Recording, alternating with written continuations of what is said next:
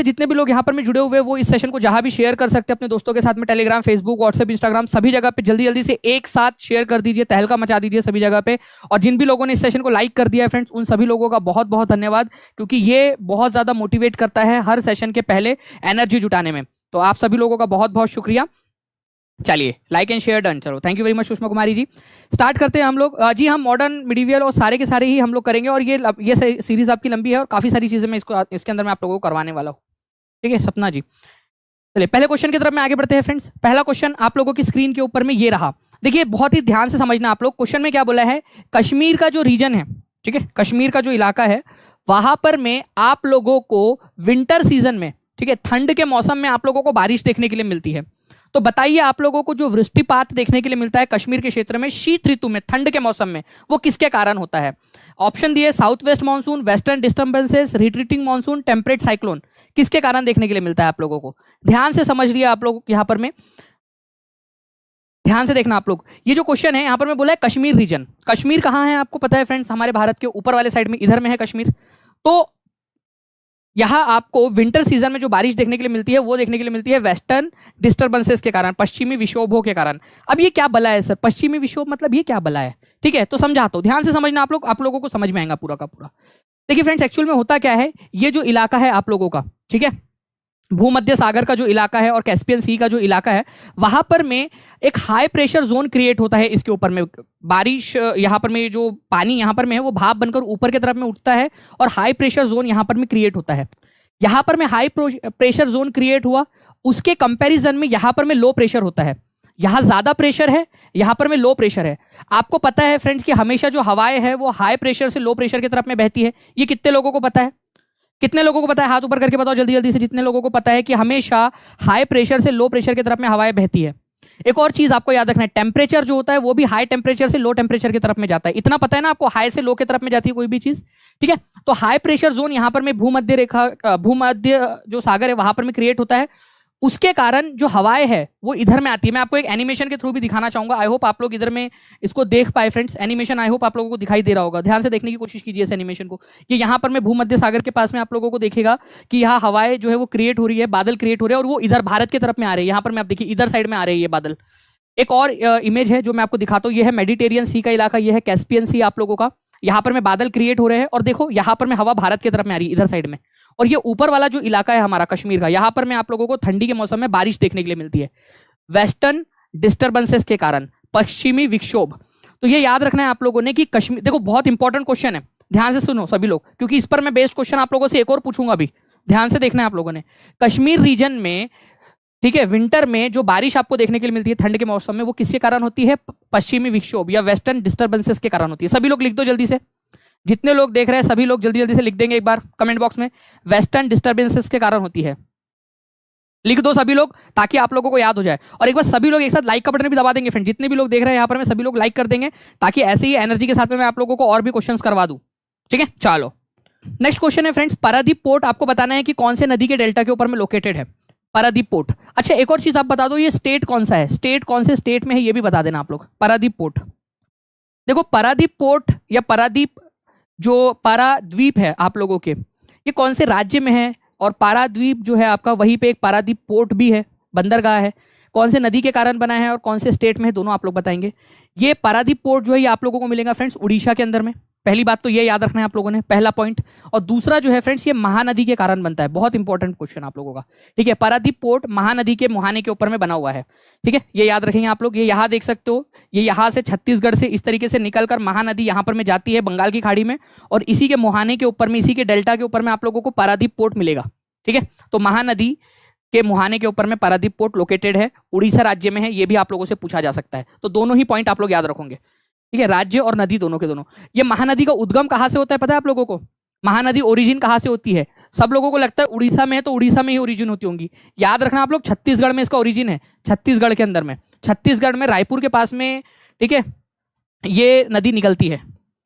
Okay, Chhattisgarh में रायपुर के पास से ये नदी निकलती है। छत्तीसगढ़ से फिर उड़ीसा में जाती है, पूरा उड़ीसा क्रॉस करती है, उड़ीसा की लाइफलाइन है ये, और फिर बाद में उड़ीसा में ही पारादीप पोर्ट के पास में जाकर बंगाल की खाड़ी में मिल जाती है। छत्तीसगढ़ से निकलती है फिर उड़ीसा में जाती है, ये भी याद रखना। इसके ऊपर में एक डैम बना हुआ है महानदी के ऊपर में, बहुत ही फेमस क्वेश्चन है। कोई नाम बताएगा मुझे? देखते कितने लोग कमेंट कर पाते हैं। कमेंट करो सभी लोग, लाइव देख रहे हो ऑफलाइन देख रहे हो, सभी लोगों को कमेंट करना है नीचे में यहाँ पर में कौन सा डैम इसके ऊपर में बना हुआ है, जल्दी बताएंगे आप सभी लोग, महानदी के ऊपर में। नाउ फ्रेंड नेक्स्ट क्वेश्चन आपका, मोहिंजोदारो जो है वो कौन से नदी के किनारे के ऊपर में बसा हुआ है, ये बताना है। मोहिंजोदारो और कहां पर में है, कौन से राज्य में है वो भारत के, अगर है तो बताओ जल्दी से। मोहिंजोदारो कौन सा जगह पे है? चलिए बहुत बढ़िया फ्रेंड्स, आप लोग देखिए जितने इतने स्पीड में आप लोगों ने जो है वो लाइव का नंबर भी बढ़ा दिया, लाइक का नंबर भी बढ़ाते रहेंगे सभी लोग जल्दी जल्दी से। मोहिंजोदारो जो है आप लोगों को याद रखना है फ्रेंड्स, ये पहली बात तो सिंधु नदी के किनारे पे बसा हुआ है और भारत में नहीं है। ये आप लोगों को कहाँ मिलेगा, ये आपको मिलेगा पाकिस्तान के अंदर में, ठीक है, पाकिस्तान में है, ये याद रखना आप लोग, भारत में नहीं है ये, ठीक है, पाकिस्तान के अंदर में है और सिंधु नदी के किनारे पे बसा हुआ है डायरेक्टली। अब आप लोग देख सकते हो, यहाँ मैं आपको दिखाने की कोशिश भी करता हूँ थोड़ा सा, अगर ये जूम हो जाए भाई साहब तो ठीक है, हो गया है। आप देखो ये है सिंधु नदी, मेन वाली सिंधु नदी ये वाली है, ये सिंधु नदी है आप लोगों की, आई होप आप लोगों को दिखाई दे रहा होगा, ये सिंधु नदी है, ठीक है, सिंधु नदी। और सिंधु नदी के किनारे पे ही मोहिंजोदारो नाम का शहर बसा हुआ है, मोहिंजोदारो। ये दूसरा शहर था इस सभ्यता का जिसको खोजा गया। सबसे पहला शहर कौन सा था जिसको खोजा गया था, वो था हड़प्पा। हड़प्पा रावी नदी के किनारे पे बसा हुआ है, ये याद रखो, लिखो सभी लोग, हड़प्पा जो है वो रावी नदी के किनारे पे बसा हुआ है, लेकिन जो मोहिंजोदारो है वो सिंधु नदी, जो ओरिजिनल सिंधु नदी है उसके किनारे पे बसा हुआ है, ये याद रखना है आप लोगों ने। इंपॉर्टेंट पॉइंट है, एग्जाम के अंदर में आप लोगों से पूछ सकते हैं, मोहिंजोदारो सिंधु नदी के किनारे पे बसा हुआ है। ओके चलिए, पाकिस्तान के अंदर में है। नाउ नेक्स्ट क्वेश्चन की तरफ में आगे बढ़ते हैं हम लोग। आपको बताना है कि constituent assembly of India was setup, Bharat की संविधान सभा का जब निर्माण किया गया तो किसके आधार पर किया गया था, कौन से कमीशन की रिकमेंडेशन के आधार पर या कौन सा मिशन के रिकमेंडेशन के आधार पर किया गया, या कोई कानून लाया गया था, बताइए।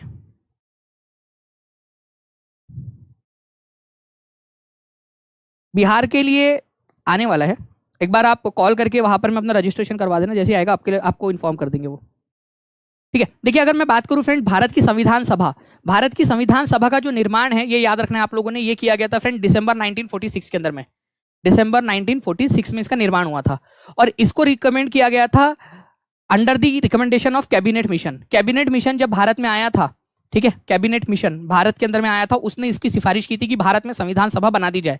संविधान सभा जब अपना काम कंप्लीट कर लेंगी तो तब भारत को आजादी दे दी जाएगी, ऐसा कैबिनेट मिशन में निर्धारित हुआ था। तो under the recommendation of cabinet mission हमारे भारत में संविधान सभा का निर्माण दिसंबर 1946 के अंदर में हुआ, ये याद रखना है आप लोगों ने, बहुत ही इंपॉर्टेंट है। कैबिनेट मिशन क्यों बोलते हैं इसको, क्योंकि कैबिनेट के, ब्रिटेन की सरकार के कैबिनेट, जो वहां की सरकार है या वहां की जो कैबिनेट है, मंत्रिमंडल, उसके 3 मंत्री भारत आए थे, इसी वजह से इसको कैबिनेट मिशन बोला जाता है, क्योंकि सरकार के कैबिनेट के मंत्री आए थे, मंत्री परिषद के मंत्री 3 मंत्री आए थे इसी वजह से। अब इस क्वेश्चन का आंसर मुझे हर बच्चे से चाहिए, हर बच्चे से, मुझे जितने बच्चे यहां देख रहे हैं सभी लोग इसमें आग लगा दो, ठीक है, इस क्वेश्चन का आंसर जल्दी बताओ, इस क्वेश्चन का आंसर क्या होगा, जल्दी से सभी लोग आंसर करेंगे इस क्वेश्चन का। आपको बताना है कि भारत के अंदर में सबसे ज्यादा रेनफॉल आप लोगों को कहां से देखने के लिए मिलती है, तो भारत के अंदर में सबसे ज्यादा rainfall, maximum amount of rainfall कहां से देखने के लिए मिलती है आप लोगों को। कुछ बच्चे वेस्टर्न डिस्टर्बेंसेस लगा रहे हैं, वेस्टर्न डिस्टर्बेंसेस के कारण आप लोगों को केवल और केवल विंटर में, केवल ठंड के मौसम में आप लोगों को देखने के लिए मिलती है। तो जितने भी लोगों ने ए आंसर लगाया सबका गलत है, ठीक है। आप लोगों को भारत के अंदर में जो मानसून देखने के लिए मिलता है वो मिलता है साउथ वेस्ट, दक्षिण पश्चिमी मानसून से देखने के लिए मिलता है सबसे ज्यादा बारिश आपकी, ठीक है। तो नॉर्थ ईस्ट नहीं, वेस्टर्न डिस्टर्बेंसेस नहीं, रिट्रीटिंग मानसून नहीं, सबसे ज्यादा आप लोगों को सी से देखने के लिए मिलता है। और ये क्वेश्चन मैंने जानबूझ के लिया था ये देखने के लिए कि कितने बच्चे सही आंसर लगाते हैं, और आपका गलत हो रहा है तो भी कॉन्फिडेंस अपने आप के अंदर में रखिए फ्रेंड्स, मोटिवेट फील कीजिए कि एक बार गलत हो गया, अच्छा हुआ, अच्छा हुआ, यहां गलत हो गया, एग्जाम में गलत नहीं हुआ, ठीक है, ये याद रखना है आप लोगों ने, अच्छा हुआ यहां गलत हो गया, एग्जाम में गलत नहीं हुआ, अदरवाइज एग्जाम में डायरेक्ट गलत करके आते। कितने लोग एग्री करते हैं, हाथ ऊपर करेंगे जल्दी से कि जी हाँ सर, यहां गलत हो जाए चलता है, एग्जाम में गलत नहीं होना चाहिए, यहां सीखने मिल गया है, ठीक है। तो मैंने आपको हर बार कहा हुआ है कि जंग की तैयारी में पसीना बहाना, ठीक है, वो सही है, जंग के मैदान में खून बहाने से अच्छा है कि उसकी तैयारी में पसीना बहा लिया जाए। तो पसीना बहा लेना यहाँ पर, मैं यहाँ गलती कर लेना सही है आप लोगों का, ना कि वहां जाके असली में गलत करके आना। तो देखो फ्रेंड्स, एक चीज मैं आप लोगों को बता देता हूँ, मैप के थ्रू भी दिखा देता हूँ, ये आप देख सकते हो मानसून जो है ये यहाँ से आप लोगों का जो है बेसिकली स्टार्ट होगा, ठीक है। ये यहाँ से आप देखोगे कि जो दक्षिणी पश्चिमी मानसून है वो हमारे भारत के अंदर में बारिश लेकर आता है और बहुत ज़्यादा बारिश, लगभग भारत के सारे ही हिस्सों के अंदर में बारिश क्रिएट करता है। तो दक्षिण पश्चिमी एरिया से आता है, इस वाले एरिया से, इसी वजह से इसको दक्षिण पश्चिम मानसून बोलते हैं। इस एरिया से भारत में एंटर करता है वो, दक्षिण पश्चिम से, ठीक है, साउथ वेस्ट से एंटर करता है, इसी वजह से साउथ वेस्ट मानसून इसको बोला जाता है, और यही सबसे ज़्यादा बारिश क्रिएट करता है। During the rule of Tipu Sultan which was the capital city of his state, Mysore. बताइए टीपू सुल्तान के शासन के दौरान उसके राज्य की राजधानी कौन सी थी? और ये आप लोगों ने बहुत बार मेरे से सुना होगा, ये वाला जो पॉइंट है ये आप लोगों ने काफी बार सुना होगा, क्योंकि मैंने बार बार आप लोगों को याद करवा दिया है। और इसी शहर के अंदर में टीपू सुल्तान का मकबरा भी है, टीपू सुल्तान इसी इसके अंदर में मारा गया था। ठीक है, तो देखिए फ्रेंड्स, श्रीरंगपट्टनम जो है ये टीपू सुल्तान की राजधानी थी, मैसूर की राजधानी थी श्रीरंगपट्टनम। इंपॉर्टेंट है, याद रखना है आप लोगों ने। और यहीं पर जो है टीपू सुल्तान की सेना और अंग्रेजों की सेना के बीच में आखिरी वाला युद्ध हुआ था, चौथा एंग्लो मैसूर वॉर, इसी में हुआ था 1799। क्या बात है, आप लोगों ने तो मचा दिया यार, एकदम याद हो गया आप लोगों को। यही तो चाहिए आप लोगों से मुझे, कि ऐसे ही आंसर करते रहे सारे के सारे बच्चे, और एक सवाल पूछूं वो 10 और एक्स्ट्रा इन्फॉर्मेशन दे दे, तो ये बहुत अच्छी बात है आप लोगों की। ठीक है, इसी बात के ऊपर में एक लाइक तो बनता है यार आप लोगों के लिए भी, जल्दी जल्दी से सभी लोग लाइक कर देंगे इस सेशन को, तो आंसर आप लोगों का हो जाएगा श्रीरंगपट्टनम। ठीक है, नाउ नेक्स्ट क्वेश्चन की तरफ में आगे आते हैं फ्रेंड्स। आप लोगों का इसका आंसर भी हो गया आप लोगों का। श्रीरंगपट्टनम के अंदर में कौन सा वाला एंग्लो मैसूर वॉर हुआ था? कौन सा वाला था आप लोग जल्दी से बताइए, एंग्लो मैसूर वॉर कौन से नंबर का था ये, और साल कौन सा था, आप लोग बताएंगे कमेंट करके जी। नाउ फ्रेंड नेक्स्ट क्वेश्चन है आप लोगों का, where should be the location of Vedic river Kubha? एक कुभा नाम की रिवर है, कुभा, ये आपको कहाँ मिलेगी? इसका उल्लेख आपको ऋग्वेद के अंदर में या फिर वेदों के अंदर में मिलता है, स्पेशली ऋग्वेद के अंदर में आपको इसका उल्लेख मिलता है जी। तो आंसर जो है फ्रेंड्स याद रखना, ये कुभा रिवर जो है इसको आज आप काबुल रिवर के नाम से जानते हो। चलो अब बताओ कि कहाँ मिलेंगी आपको, इस रिवर को आज आप काबुल के नाम से जानते हो, अब बताओ कहाँ मिलेंगी जी। तो अब देखो आप लोगों ने, ठीक है, कुभा रिवर आज आप इसको काबुल के नाम से जानते हो, और काबुल आपको पता है अफगानिस्तान में है, तो अफगानिस्तान की राजधानी है काबुल रिवर, और उसी के किनारे पे काबुल नाम का शहर बसा है, काबुल रिवर के किनारे पर। तो कुभा आज आप इसको काबुल नदी के नाम से जानते हो अफगानिस्तान में, और इसका उल्लेख आपको ऋग्वेद के अंदर में भी मिलता है। ठीक है, याद रखना है आप लोगों ने, अफगानिस्तान में कुभा काबुल रिवर है, ये अफगानिस्तान की राजधानी काबुल उसी नदी के किनारे पे बसी हुई है। बहुत बढ़िया, चलिए नाउ फ्रेंड नेक्स्ट क्वेश्चन की तरफ में आगे बढ़ते हैं आप लोगों के। आपको बताना है who among the following Mughal empire build Jama Masjid? Jama मस्जिद का निर्माण किसने करवाया था, ये बताएं आप लोग।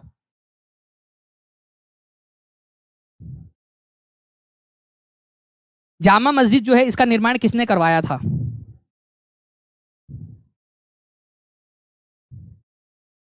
देखिए आपको पता है फ्रेंड्स कि दिल्ली के अंदर में जो जामा मस्जिद है, ठीक है, बहुत फेमस है। इसका निर्माण कार्य जो है ये आप लोगों का 1656 में हुआ था कंप्लीट। ये एक ऐसी मस्जिद है जिसमें 25,000 लोग एक साथ नमाज पढ़ सकते हैं। ठीक है, 25,000 लोग जो है यहाँ पर में नमाज अदा कर सकते हैं एक साथ, इतनी बड़ी ये मस्जिद है जामा मस्जिद। और इसका निर्माण जो है वो शाहजहां के काल में किया गया था, शाहजहां ने इसका निर्माण कार्य करवाया था, शाहजहां ने। दिल्ली का जो लाल किला है वो भी शाहजहां ने ही बनवाया था, ये भी याद रखना दिल्ली का। अगर आगरा का लाल किला बोले आप लोगों से, आगरा का किला क्योंकि वो भी लाल कलर का है, वो याद रखना है आप लोगों ने, वो अकबर ने करवाया था, आगरा वाला। लेकिन अगर दिल्ली का लाल किला जो है वो किसने निर्माण करवाया, अगर ये क्वेश्चन आए तो शाहजहां ने करवाया था, ये याद रखना है आप लोगों ने। ठीक है, दिल्ली वाला, गुड। और जामा मस्जिद का निर्माण भी शाहजहां ने ही करवाया था, ये याद रखेंगे आप सभी लोग। नाउ नेक्स्ट क्वेश्चन की तरफ में आगे बढ़ते हैं फ्रेंड्स। देखिए इस क्वेश्चन का आंसर आप सभी लोगों को करना है, मुझे आप लोगों से सभी से चाहिए। ऑप्शन एलिमिनेशन तकनीक का इस्तेमाल करो, ऑप्शन एलिमिनेशन की निंजा तकनीक। ठीक है, चलो बताओ जल्दी जल्दी से इसका आंसर क्या होगा। ऑप्शन एलिमिनेशन की निंजा तकनीक इस्तेमाल की जाए यहां पर में।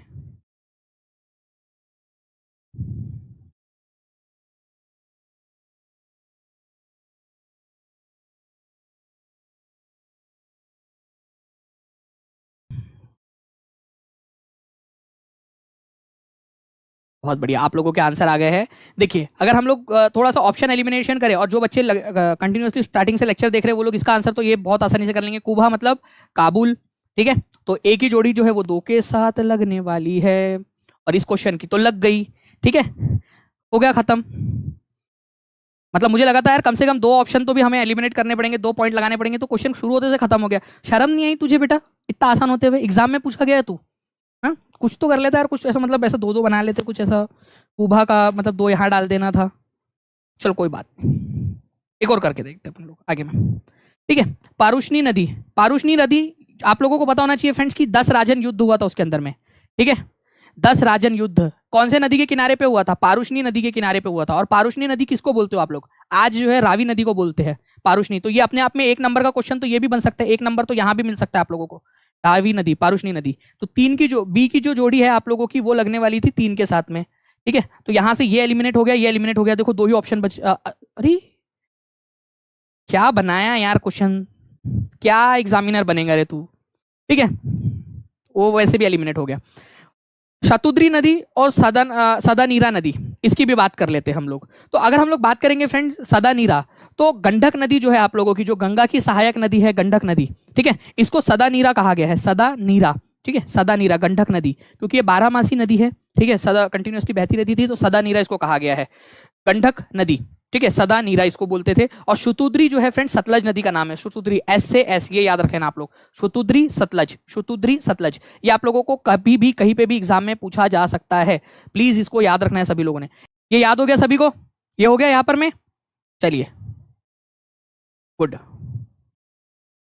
नाउ तो ये आप देख सकते हो फ्रेंड्स, अलग अलग नदियों के नाम है, सिंधु नदी, वही आज सिंधु ही बोलते हो, ब्यास नदी को विपाश नदी बोला जाता था उस समय में, ठीक है, झीलम नदी को वितस्ता, और जो रावी नदी है जो अभी हम लोगों ने देखा पारुष्णी नदी बोलते थे इसको, चेनाब नदी को असिकनी, सतलज नदी शुतुद्री अभी हम लोगों ने देखा है, और जो सरस्वती नदी है उसको फ्रेंड्स घग्गर हाकरा भी बोला जाता है, घग्गर हाकरा, ठीक है, घग्गर हाकरा नदी, सरस्वती नदी कोई, तो यहाँ लिख देता हूं मैं आप लोगों के लिए, घग्गर हाकरा बोला जाता था इसको, घग्गर, घग्गर हाकरा, ये घग्गर हाकरा नदी जो है, ये इसको सरस्वती नदी को आज हम घग्गर हाकरा के नाम से भी जानते हैं। चलिए नाउ फ्रेंड नेक्स्ट क्वेश्चन है, इसका आंसर कीजिए जल्दी जल्दी से आप सभी लोग।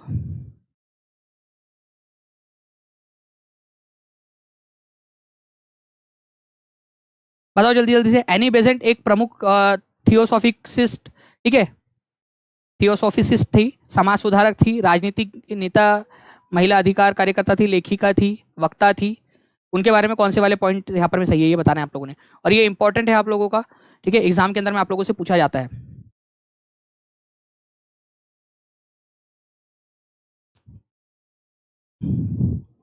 जी देखिए, वो भारतीय राष्ट्रीय कांग्रेस की अध्यक्ष थी, तो भारतीय राष्ट्रीय कांग्रेस की अध्यक्ष बनी थी वो, याद है आप लोगों को, भारतीय राष्ट्रीय कांग्रेस की अध्यक्ष बनी थी ये 1917 में। कौन सा सेशन था वो आप लोग बताएंगे मेरे को, जगह का नाम आप लोग बताओ। एशियाटिक सोसाइटी की संस्थापक थी। देखिए फ्रेंड्स, ये एशियाटिक सोसाइटी की ये संस्थापिका नहीं थी, ये आप लोगों को याद रखना था, इंपॉर्टेंट वाला पॉइंट है आप लोगों का। एशियाटिक सोसाइटी की स्थापना किसने की थी, एशियाटिक सोसाइटी की स्थापना बताओ। विलियम जोन्स का नाम आप लोगों ने सुना होगा friends, Asiatic society, Asiatic society of Bengal, है ना, किसने स्थापित किया था इसको, विलियम जोन्स ने इसकी स्थापना की थी, विलियम जोन्स ने। मैं लिख देता हूं आप लोगों के लिए, बार बार हम लोगों ने पढ़ा है, इसीलिए आप लोगों को बोलता हूं कि रिवीजन बहुत इंपॉर्टेंट है। विलियम जोन्स ने इसकी स्थापना की थी, तो दूसरा वाला तो गलत है। आपको याद है ना, विलियम जोन्स ने एशियाटिक सोसाइटी की स्थापना की थी 1784 के अंदर में, है ना, पता है आप लोगों को। चलिए, तो जहां जहां दो है उसको काट दो, दो है काट दो, तो डी और ए आंसर नहीं हो सकता। अब बात आती है तीसरे वाले की, तो तीसरा वाला आप लोग देखिए फ्रेंड्स, थर्ड वाला जो पॉइंट है यहां पर मैं बोल रहा है आप लोगों को कि थियोसॉफिकल सोसाइटी की संस्थापक थी, थियोसॉफिकल सोसाइटी की।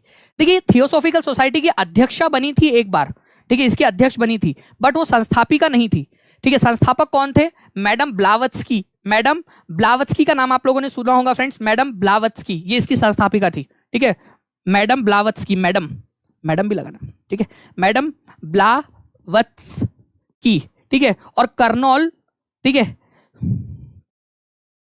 ऑलकोट, ऑलकोट, ऑलकोट, ये याद रखना है आप लोगों ने। ब्लावत्स्की और ऑलकोट, इन दोनों ने इसकी स्थापना की थी फ्रेंड्स 1875 में न्यूयॉर्क के अंदर में। ये इसकी संस्थापिका नहीं थी, ये एक बार उसकी अध्यक्षा बनी थी लेकिन संस्थापक नहीं थी, ठीक है, एक बार अध्यक्ष बनी थी थियोसॉफिकल सोसाइटी की लेकिन संस्थापक नहीं थी। तो तीसरा वाला भी आप लोगों का गलत है।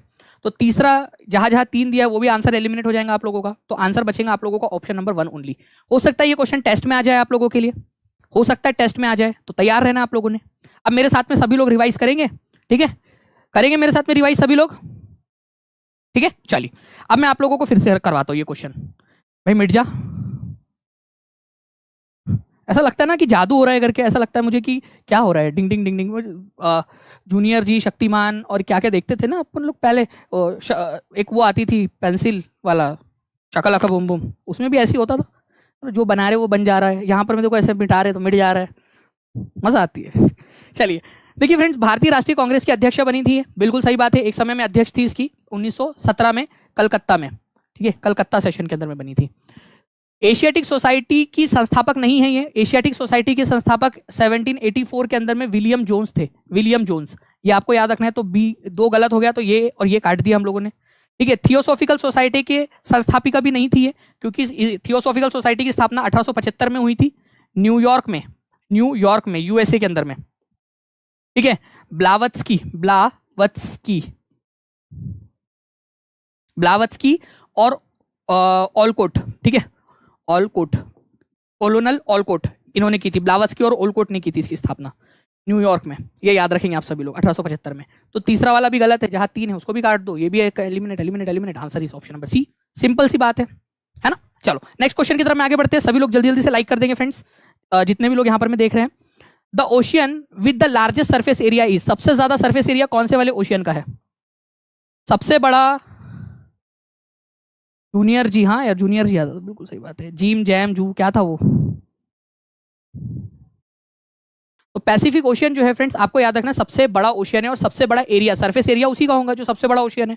तो पैसिफिक ओशियन का एरिया सबसे बड़ा है, ये याद रखेंगे आप लोग। एक क्वेश्चन मैं आप लोगों को इसमें बताना चाहूंगा कि अटलांटिक ओशियन को आप लोग ब्लाइंड ओशियन भी बोलते हो, ये याद रखना आप लोगों ने। ब्लाइंड ओशियन किसको बोला जाता है? ठीक है, तो अटलांटिक ओशियन को अंध महासागर भी बोला जाता है, ये याद रखेंगे आप सभी लोग। ये एक पॉइंट है जो एग्जाम पॉइंट ऑफ व्यू से आप लोग याद रख सकते हो। ठीक है, तो प्रशांत महासागर का एरिया सबसे बड़ा है, आप देख सकते हो। इसका जो आकार है, ठीक है, वो सर्क्यूलर है, करीब सर्कल जैसा टाइप का दिखाई देता है ना, इसी वजह से, क्योंकि एनसीईआरटी में सर्कुलर दिया है तो आपको सर्कुलर ही याद रखना है। ये इस प्रकार का इसका एरिया है फ्रेंड्स। और दुनिया का सबसे बड़ा महासागर है ये, 1/3 हिस्सा, पूरे दुनिया का 1/3 हिस्सा अकेला ये कवर करता है, प्रशांत महासागर। कोसी मल्टीपर्पज प्रोजेक्ट आपको कौन से राज्य में मिलेगा भारत के? Kosi multipurpose project, Kosi multipurpose project कौन से राज्य में मिलेगा आप लोगों को? बहुत ही सिंपल सी बात है यार। ठीक है, कोसी, कोसी खत्म हो गई बात भाई। बिहार के अंदर में बहती है कोसी नदी, तो बिहार में मिलेगा। नेपाल और बिहार के अंदर में बहती है ये नदी, बिहार का शोक भी इसको कहा जाता है। तो ऑब्वियस सी बात है कोसी मल्टीपर्पज प्रोजेक्ट बिहार में ही रहेगा, तो बिहार के अंदर में मौजूद है, ये याद रखना आप लोग, इंपॉर्टेंट है। कोसी को ही बिहार का शोक भी कहा जाता है, सौरो ऑफ बिहार, बिहार का शोक इसी को बोलते हैं, ये भी आप लोग याद रखेंगे। Answer is option number 2, Bihar. ठीक है, नाउ तो कोसी नदी आप लोग देख सकते हो फ्रेंड्स, ये यहाँ से जो है आप लोगों का पूरा जो नेपाल का जो इलाका है, ठीक है, नेपाल के इलाके से यहाँ से भारत के अंदर में एंटर करती है ये, नेपाल के इलाके से। तो याद रखना आप लोगों ने, नेपाल से एंटर करती है और भारत के अंदर में आती है। ठीक है, चलिए ये यहाँ पर मैं आप लोग देख सकते हो, मोस्ट प्रोबेबली यहाँ पर मैं आपको सही से दिखाई देगा।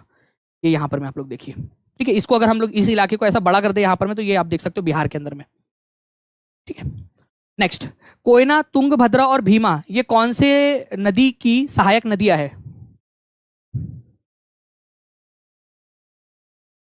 जी देखिए, बात हो रही है कोयना नदी की। कोयना बहुत इंपॉर्टेंट है, कोयना डैम है इसके इसके ऊपर में। तुंगभद्रा नदी, ये भी एक इंपॉर्टेंट नदी है। भीमा नदी आप लोगों की, ये किसकी सहायक नदियां है?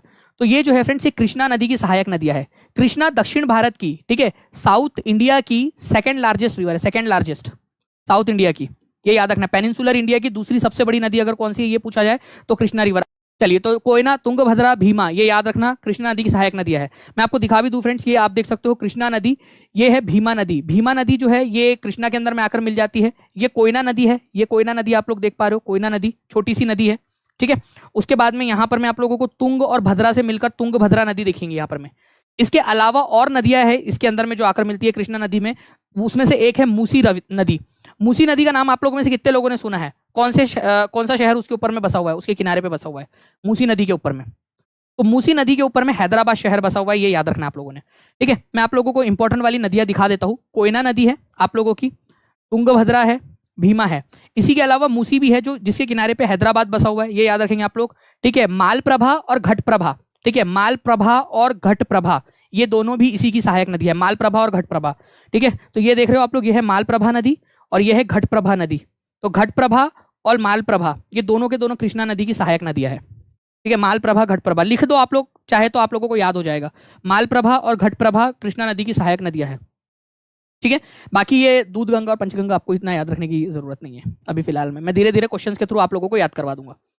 ओके, चलो नाउ फ्रेंड, नेक्स्ट क्वेश्चन है आप लोगों का, आपको बताना है which of the following pair of prehistoric painting with the region is incorrectly matched. आपको बताना है कौन से वाला गलत है। ठीक है, वर्ली पेंटिंग, थंगका पेंटिंग, मंजूषा पेंटिंग, कलमकारी पेंटिंग, बताइए। देखिए, इनमें से एक जो गलत है ना फ्रेंड्स, वो तो बहुत ही इजी वाला गलत है आपका, तो आप आराम से इसका आंसर कर सकते थे।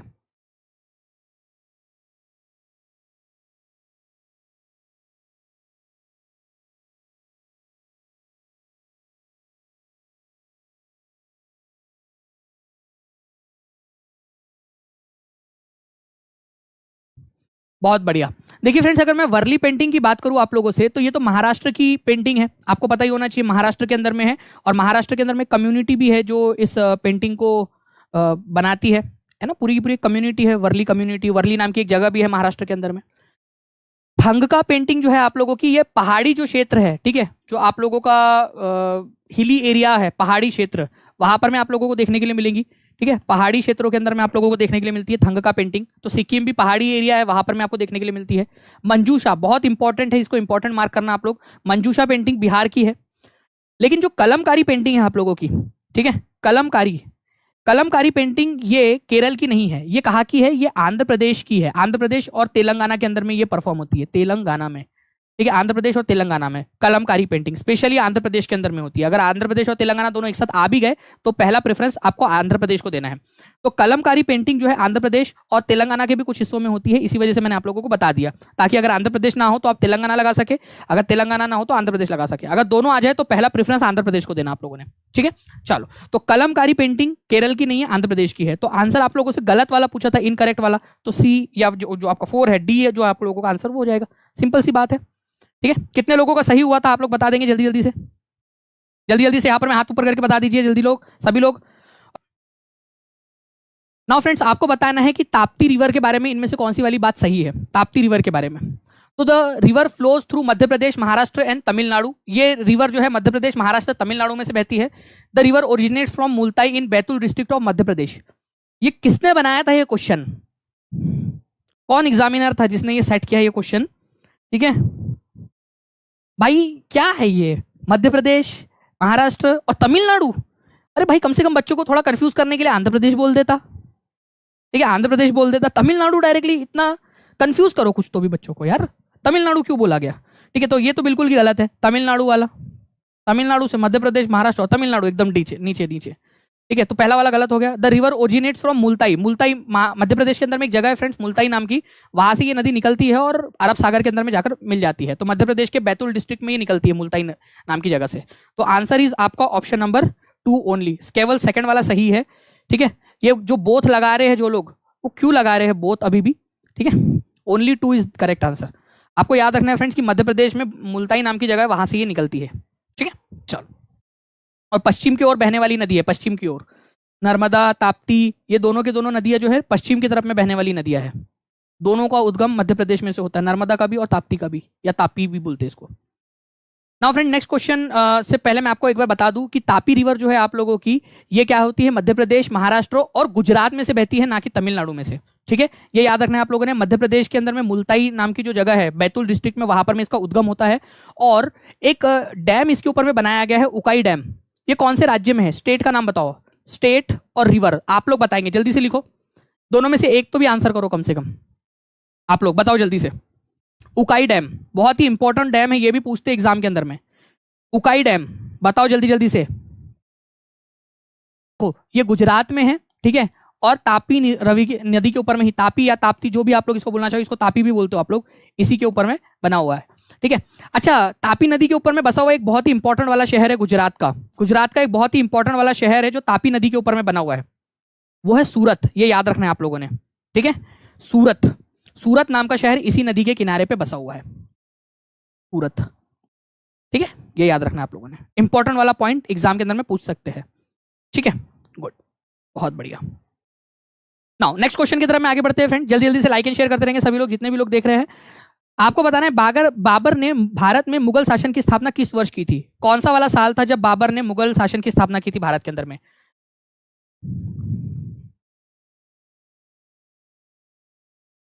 चलिए, नाउ फ्रेंड्स, बाबर ने भारत में मुगल शासन की स्थापना किस वर्ष की थी। तो आप लोगों को पता होना चाहिए कि पानीपत की जो पहली लड़ाई हुई थी, पानीपत की पहली लड़ाई, ये हुई थी आपकी 1526 के अंदर में। ठीक है, ये लड़ाई हुई थी बाबर और इब्राहिम लोधी के बीच में, इब्राहिम लोधी के बीच में, जिसमें बाबर जीत गया था, इब्राहिम लोधी हार गया। दिल्ली सल्तनत खत्म हो गई थी इब्राहिम लोधी के साथ में।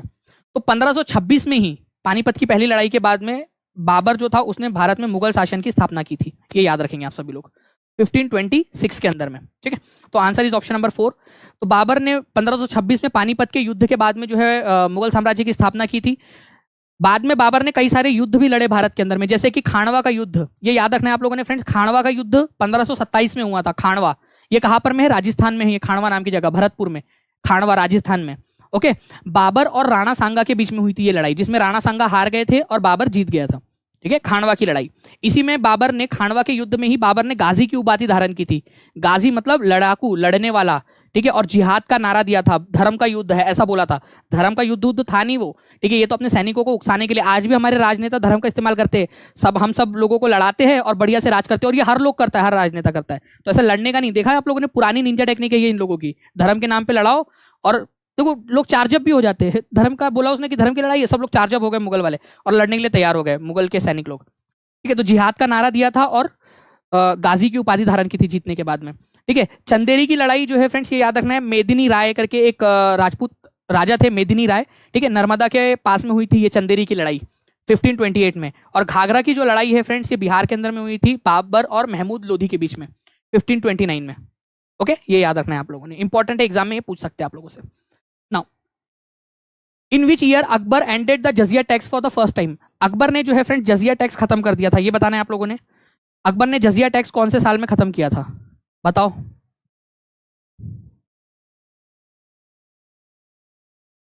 जी, देखिए जजिया टैक्स जो है ना फ्रेंड्स, जजिया ये नॉन मुस्लिम से लिया जाता था, नॉन मुस्लिम्स। ठीक है, जो भी मुस्लिम नहीं है उन लोगों से ये टैक्स लिया जाता था। ठीक है, उन लोगों से प्रोटेक्शन टैक्स आप लोग एक तरीके का बोल सकते हो, जजिया। ओके, ये टैक्स जो है फ्रेंड्स भारत में चला आ रहा था। फिरोज शाह तुगलक ने इसको बड़ा करके सभी पे लगा दिया गया था। पहले केवल कुछ लोगों को टैक्स देना होता था, फिरोज शाह तुगलक ने इसको ब्राह्मणों पर भी इंपोज कर दिया था।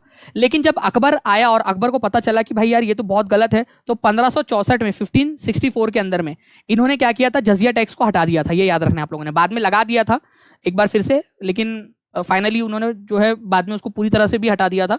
ठीक है, तो 1564 के अंदर में पहली बार उन्होंने इसकी पहल की थी, 1564 के अंदर में। ये याद रखना आप लोग, इंपॉर्टेंट पॉइंट है। 1564 के अंदर में आप लोगों ने अगर से जोधा अकबर मूवी देखी हो तो उसके अंदर में एक सीन में इसको दिखाया भी गया है। ठीक है, जजिया टैक्स के बारे में औरंगजेब ने लगा दिया था फिर बाद में। गुड, तो आंसर जो है फ्रेंड्स आप लोगों को 1564 होना चाहिए। यहाँ पर में वो ऑप्शन में वो वहां गलत लगा हुआ है, ये याद रखना आप लोग। ठीक है, 1500 वो ऑप्शन में गलत लगा हुआ है, answer is option number A, don't worry, animation में गलत लगा हुआ है। पल्लवों के दौरान, पल्लव और चोल दोनों के दौरान की बात है ये, ग्राम सभाओं के लिए निम्नलिखित किस शब्द का प्रयोग किया जाता था? ग्राम सभा मतलब गांव। ठीक है, जो गांव होते, गांव गोवा तो नहीं हो गया, नहीं गांव ही है आप लोगों का गांव। ठीक है, ग्राम सभा के लिए किस शब्द का इस्तेमाल किया जाता था? तो ग्राम सभाओं के लिए जो है फ्रेंड्स आपको याद रखना है, या मजदूरों की जो सभाएं होती थी या जो नॉर्मल गांव होते थे उनके लिए उर शब्द का इस्तेमाल किया जाता था, उर का। ये याद रखना है आप लोगों ने, उर शब्द का इस्तेमाल होता था। सभा जो है ये ब्राह्मण लोगों की सभा होती थी। सभा मतलब ब्राह्मणों की बस्तियां, ब्राह्मण, ब्राह्मण जो लोग होते थे उनकी बस्तियों के लिए इस्तेमाल होता था। नगरम जो है फ्रेंड्स ये व्यापारियों का संगठन होता था, व्यापारी, व्यापारी संगठन। ठीक है, या व्यापारियों की सभा या व्यापारियों का संगठन जो होता था उसको नगरम बोलते थे। और ये उर जो है ये गांव और ग्राम सभाओं के लिए इस्तेमाल होता था। तो आंसर आपका ऑप्शन नंबर 3 हो जाएगा। उर शब्द का इस्तेमाल पल्लवों के समय में ग्राम सभाओं के लिए किया जाता था। ठीक है, सभा ब्राह्मण लोगों के लिए होती थी, ब्राह्मण लोगों को जो जमीन दी गई थी उसके लिए इस्तेमाल होता था। और नगरम व्यापारियों के संघ को या उनकी सभा को बोलते थे। तो उर याद रखना है आप लोगों ने कि ये ग्राम सभा या जो नॉर्मल लोग होते थे उनके गाँव को उर कहा जाता था, उनकी ग्राम सभा को भी उर बोलते थे। ब्राह्मणों की जो बस्तियां होती थी उसको सभा बोला जाता था, व्यापारियों के संगठन को या उनकी सभा को नगरम बोलते थे। ये याद रखना है आप लोगों ने, इंपॉर्टेंट वाले पॉइंट है। पल्लव लोगों की राजधानी क्या थी, ये भी बता दो आप लोग, इतना खर्चा हो गया मालिक अभी, तो ये भी बताई दो। पल्लव लोगों की राजधानी कौन सी थी? पल्लव। तो पल्लव, ठीक है, अब पल्लव पल्लव हम लोग कर रहे हैं जब से, तो ये थे कहां पर में? आज का जो आंध्र प्रदेश का जो इलाका है यहाँ पर में पल्लव लोगों ने राज किया है, इस इलाके के अंदर में। ठीक है, तो पल्लव लोगों की जो कैपिटल थी वो थी कांची।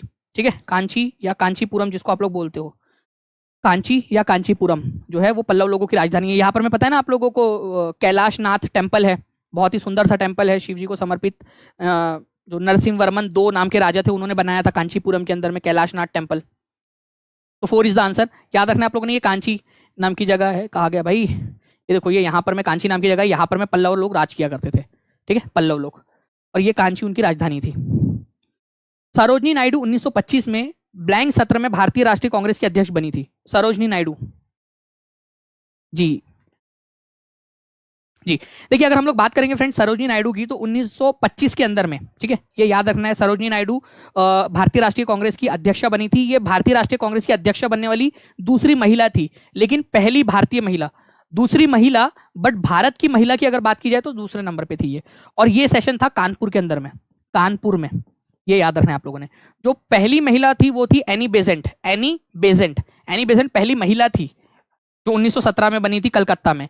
सरोजिनी नायडू दूसरी महिला थी, बट पहली भारतीय महिला, क्योंकि एनी बेजेंट भारत की नहीं थी, वो तो आयरिश लेडी थी, आयरलैंड की, यूके, आयरलैंड उस समय में यूके का पार्ट था, तो हम लोग कई बार उसको ब्रिटिश महिला भी बोल देते हैं, क्योंकि उस समय आयरलैंड एक अलग देश था ही नहीं। आयरलैंड तो 1922 में आज़ाद हुआ था यूके से। चलिए, तो दो इसका आंसर हो जाएगा आप लोगों का। तो Sarojini Naidu first Indian women थी। देखो, महिला अगर बोला जाए तो सेकंड थी, लेकिन अगर इंडियन वुमेन बोला जाए तो फर्स्ट थी। ये याद रखना है आप लोगों ने। कानपुर के अंदर में ये अध्यक्षा बनी थी। पहली महिला बोले तो एनी बेजेंट थी, कलकत्ता में 1917 में बनी थी। नेक्स्ट क्वेश्चन की तरफ में आगे बढ़ते हैं फ्रेंड्स। आपको बताना है who was credited with the founding the servants of India society. Servants of India society की स्थापना का श्रेय किससे दिया जाता है?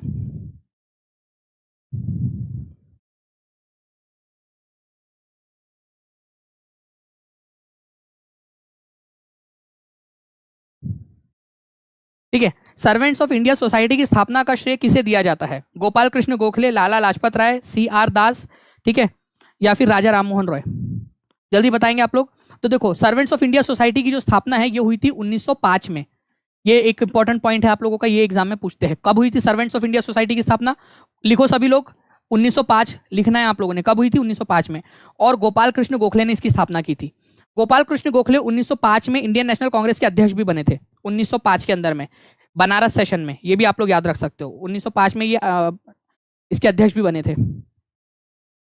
बाकी राजा राम मोहन रॉय, उन्होंने ब्राह्मो समाज की स्थापना की थी। स्वराज पार्टी के one of the founding member थे मोतीलाल नेहरू और चित्तरंजन दास।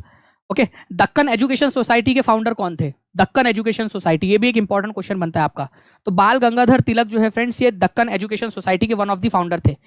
ठीक है, तो दक्कन एजुकेशन सोसाइटी, काफी बार एग्जाम में आता है question, one of the founder, तो बाल गंगाधर तिलक थे। काफी सारे लोग थे, उसमें से बाल गंगाधर तिलक भी एक थे 1884 के अंदर में। Okay, Deccan education society.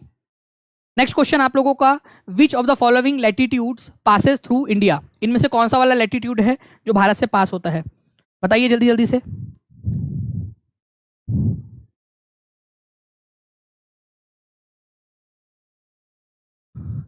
इनमें से केवल एक ही पास होता है फ्रेंड्स। क्या इक्वेटर भारत में से पास होता है? नहीं होता। ठीक है, क्या एशिया में से होता है? ठीक है, बहुत थोड़ा सा पार्ट जो है इक्वेटर का वो टच करता है एशिया को। आर्कटिक सर्कल, ये यहां पर में आर्कटिक सर्कल, और भारत यहां पर में है आप लोगों का। तो आर्कटिक सर्कल जो है वो भी पास नहीं होता। आर्कटिक सर्कल 66.5 डिग्री नॉर्थ में है आर्कटिक सर्कल, ये यहां पर में, ये वाला हिस्सा।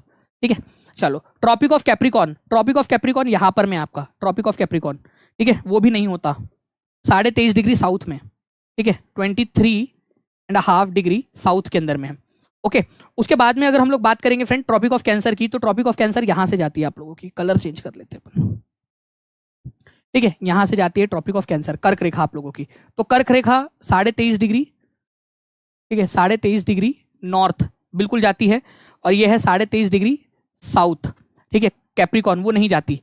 और अगर आप लोगों से बोले यहाँ पर में एक और रेखा होती है आप लोगों की, अंटार्कटिक सर्कल उसको बोला जाता है, अंटार्कटिक सर्कल। तो यहाँ पर में आप लोगों को दिख नहीं रहा है, लेकिन आप लोग यहाँ पर में याद रख सकते हो, 66.5 डिग्री साउथ के अंदर में आप लोगों का अंटार्कटिक सर्कल भी है साउथ में, वो भी नहीं जाता भारत में से। तो केवल कर्क रेखा जाती है।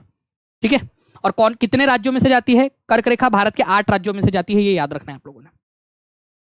चलिए, तो मित्र पर गमछा झार आपको पता ही है ये। ठीक है, 8 राज्यों में से जाती है और 17 देशों में से पास ऑन होती है, जिसमें से एक भारत भी है। कालीबंगान जो एक प्री हड़प्पन कल्चर है आप लोगों का, ठीक है, हड़प्पा और हड़प्पा के पहले से भी मौजूद था। तो बताना है आप लोगों ने कि ये कौन से राज्य में मौजूद हो सकता है।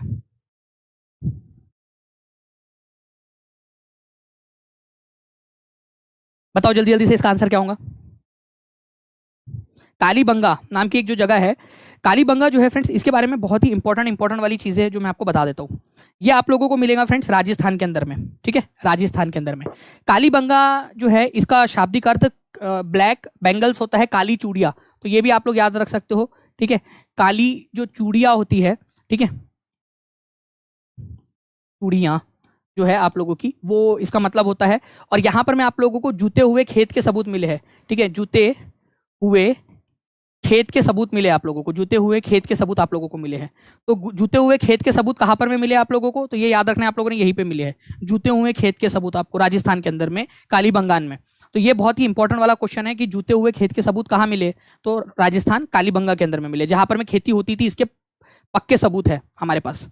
3 इज द आंसर। कालीबंगान यहाँ पर में आप लोग देख सकते हो फ्रेंड्स, राजस्थान के अंदर में है, ठीक है। और सिंधु घाटी सभ्यता का एक नगर था ये, और सिंधु घाटी सभ्यता से पहले भी ये लोकेटेड था, आप लोगों का पहले भी मौजूद था।